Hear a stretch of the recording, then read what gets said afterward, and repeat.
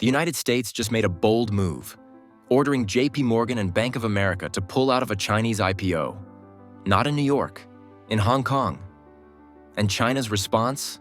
No press conference, no threats, just silence. Then, a sudden quiet exodus. Billions of dollars in US debt, dumped without warning. No headlines, no handshakes, just cold, calculated exits. But this isn't just about one IPO. What's unfolding is far bigger. It's not a trade dispute, not a diplomatic freeze. It's a controlled detonation at the heart of the global financial system, one transaction at a time. Washington thought it was tightening the screws on China. Instead, it may have triggered something irreversible. Because Beijing isn't shouting, it's moving its money, and the global economy is shifting, quietly, but dangerously. Let's rewind to that IPO in Hong Kong, because that's where this quiet war truly began. But before we dive in, make sure to subscribe and turn on notifications, so you don't miss how this financial conflict is reshaping the global economy, one move at a time. It all began with one deal, an unassuming IPO on the Hong Kong Stock Exchange. The company was CATL, a Chinese manufacturer of lithium-ion batteries for electric vehicles and energy storage systems, closely linked to the government's technological innovation programs. The numbers were solid, a projected $5 billion listing, strong institutional demand from across Asia, and quiet confidence from underwriters including JPMorgan Chase and Bank of America. But behind the scenes, alarms were already ringing in Washington. On March 27, 2025, the National Security Council issued a quiet but urgent warning. In their view, CATL posed a strategic threat. Its lithium-ion batteries could soon be used to power China's submarine fleet, and the company was backed by entities linked to state-run laboratories. The listing wasn't happening in the US. It was taking place in Hong Kong.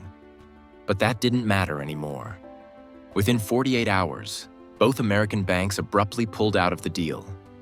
The fallout was immediate. CATL's valuation plunged by $210 million overnight.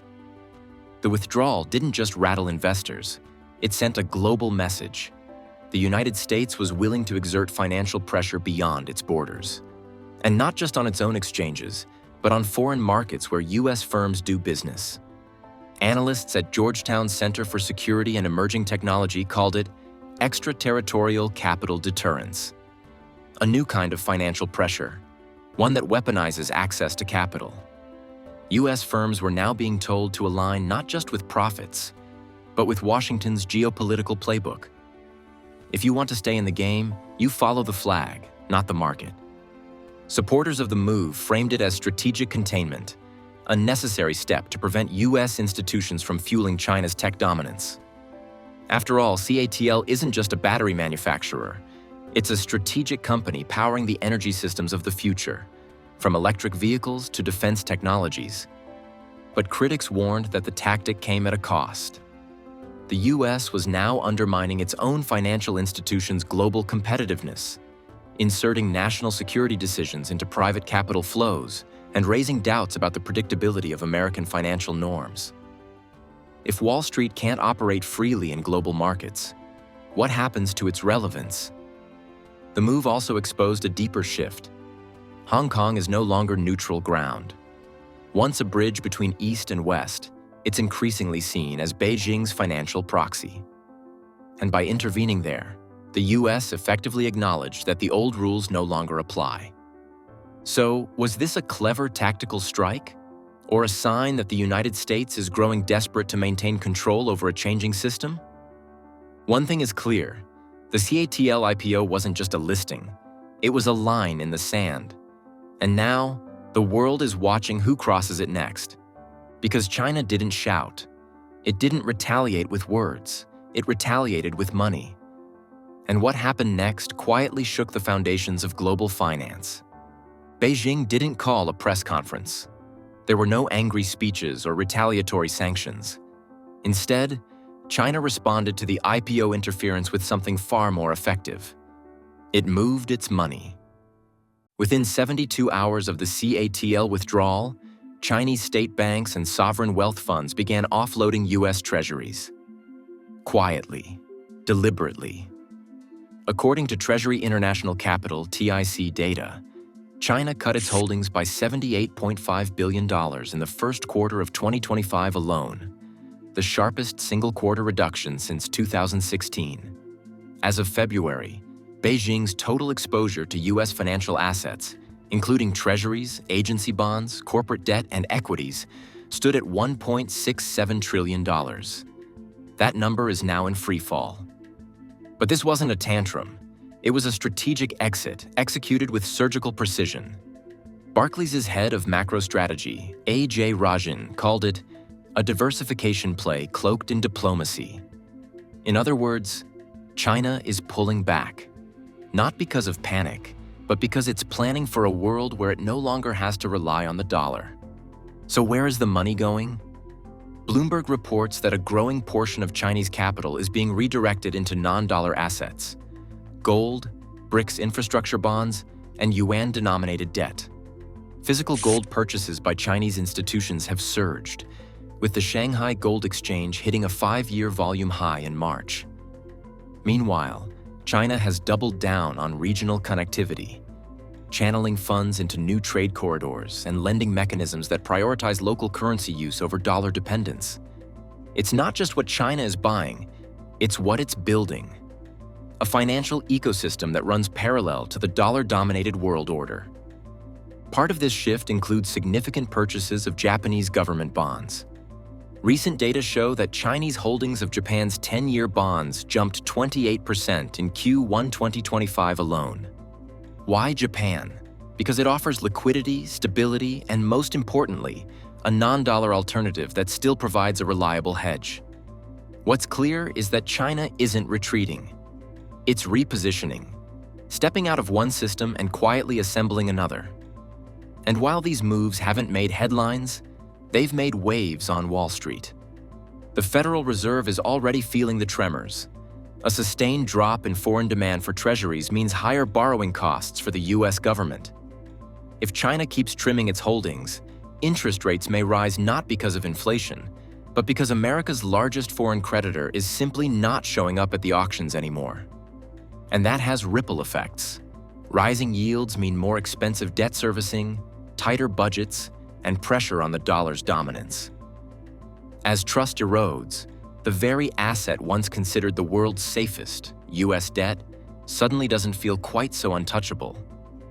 What we're seeing is a cold, quiet decoupling, not with speeches or sanctions, but with spreadsheets and trade tickets. China isn't aiming to collapse the system. It's building a new one that isn't centered in Washington. And this isn't just about China. Other nations are watching closely, taking notes, and some are already following suit. Now, as Beijing subtly distances itself, Washington is gearing up to strike back. Not with tariffs, but with legislation that could force U.S. capital out of hundreds of Chinese firms and tip the balance of financial power across Asia. While China moved quietly, Washington chose a louder path. In April 2025, the Senate Banking Committee advanced a rare bipartisan bill with a clear message. It's time to sever financial ties with China's strategic sectors. The bill targets over 220 Chinese companies labeled as strategically sensitive, spanning defense, AI, biotech, and telecommunications. But this isn't just about national security. It's about controlling the flow of capital. According to Bloomberg Intelligence, these companies represent roughly $812 billion in U.S.-linked capital.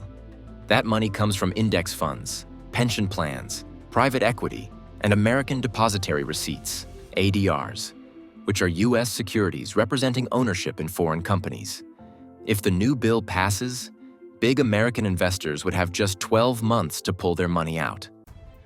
That means BlackRock, Goldman Sachs, and other financial giants would have to unwind major positions, fast. The implications are massive. BlackRock alone manages $115 billion in Chinese assets that would fall under scrutiny. And the deeper impact hits passive funds, especially ETFs tracking emerging markets. These funds aren't designed to make political decisions, but under this bill, politics will override portfolio strategy. Analysts warn of a coming chain reaction. Forced liquidation could cause major price distortions across both US and Asian markets. Liquidity would dry up, valuations would fall, and Wall Street's role in Asia's $34 trillion market could shrink overnight. Already, whispers of voluntary delistings are growing. Chinese companies listed on the New York Stock Exchange and NASDAQ are exploring exit strategies, not because they want to, but because legal uncertainty is making it too risky to stay. At the heart of it is a deeper question. Can American capital still compete globally if it's bound by geopolitical red lines? The US financial system was once admired for its openness, flexibility, and neutrality. Now those very qualities are being sacrificed for control. And this time, the consequences won't be limited to one IPO or one quarter's numbers. They could permanently reshape the role of Wall Street in the East. Because while Washington tries to pull the plug, Asia is already building a new circuit, and the power is shifting fast. As Washington escalates the financial confrontation, Beijing is laying the foundation for something more ambitious, an independent financial system that doesn't need Wall Street at all. In early 2025, China's Central Financial Commission committed $423 billion to boost domestic financial infrastructure. The funding targets everything from bond underwriting and cross-border settlement systems to fintech platforms that can rival Western clearinghouses. The goal is clear: reduce dependence on US-controlled financial pipelines and build a network where Chinese capital can move freely, without dollar bottlenecks. One of the biggest shifts is Beijing's plan to eliminate reliance on Western credit rating agencies. By 2026, Chinese regulators aim to fully phase out Moody's, Fitch, and S&P from domestic bond markets. In their place, new homegrown agencies, backed by the China Securities Regulatory Commission, will grade credit risk based on Beijing's own metrics and standards. This effort is already gaining traction. In the first quarter of 2025 alone, the Shanghai International Board, China's answer to NASDAQ, recorded $112 billion in new foreign listings, with companies coming not just from China, but also from Southeast Asia and the Middle East. These are firms that would have gone to New York in years past. Now they're turning to Shanghai. What's changing isn't just infrastructure, it's trust. China is offering emerging market companies something the US no longer can: access without geopolitical risk, no threat of sanctions, no sudden delistings, just capital on terms that feel safer. And China isn't doing this alone. Regional banks and sovereign wealth funds across Asia and the Gulf are supporting the transition, shifting equity offerings, bond deals, and listings away from New York and into Asia's rising financial hubs. Daniel H. Rosen of the Rhodium Group put it bluntly: Wall Street's exit isn't slowing Beijing, it's accelerating localization. Still, challenges remain: capital controls, limited currency convertibility, and regulatory opacity are hurdles China hasn't fully cleared. But the direction is undeniable, and every new listing outside the US pushes the global system further away from dollar dependence. Because while the US is trying to freeze the game, China is quietly building a new one, and more players are joining the table every day. While the US doubles down on financial pressure, the rest of the world is quietly diversifying, and fast. At the center of this shift is the BRICS bloc, now emerging not just as a political alliance, but as a parallel financial order. In the first quarter of 2025, the BRICS interbank payment system processed $56.4 billion in cross-border transactions, a staggering 320% increase compared to the same period in 2023. These aren't just symbolic numbers. They mark a real move away from SWIFT and the US dollar. China is driving much of this momentum, providing over 65% of the yuan liquidity within BRICS settlements, and others are joining in. In April, Saudi Arabia issued a $4 billion bond, priced entirely in yuan. The bond was oversubscribed fourfold, with buyers from India, Brazil, and Egypt lining up. It was a clear signal. Dollar dominance is no longer required to raise capital in global markets. Meanwhile, according to IMF data, the US dollar's share of global forex reserves fell to 57.4%, its lowest point in 28 years. While the dollar is still dominant, the erosion is no longer marginal. It's structural. The message to emerging markets is clear. You no longer need Wall Street's blessing to access liquidity or launch sovereign deals. This isn't just diversification, it's an escape plan. Nations are building lifeboats before the next storm of US sanctions hits, and every yuan-priced bond, every BRICS transaction outside SWIFT, pushes one question louder. Is the dollar still the world's default, or just one of many options? Wall Street thought it had time. But this game isn't about size anymore. It's about speed. While Washington argues, China builds, US banks pull out, BRICS banks move in, one IPO at a time, one treasury sold, one bond sealed in yuan. This isn't background noise. It's a financial power shift, engineered in silence, executed through capital. So here's the question. Is the world still following America's financial lead, or already halfway out the door? Share your thoughts in the comments, and if you found this breakdown helpful, hit the like button and subscribe for our next deep dive. See you there.